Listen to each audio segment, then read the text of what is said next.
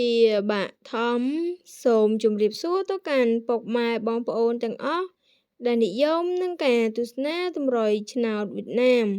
ថ្ងៃនេះក្រុមតម្រុយឆ្នោតវៀតណាមយើងខ្ញុំមានលេខពិសេស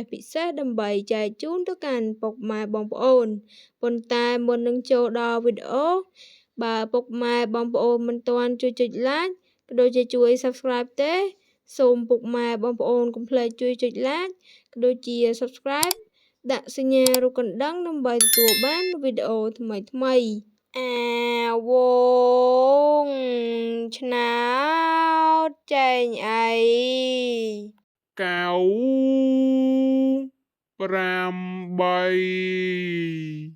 អាវងឆ្នោតចែងអី28អា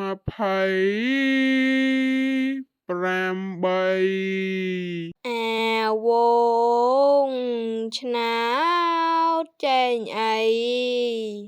647អាវងឆ្នោតចែងអីស្អែកចាំសួរ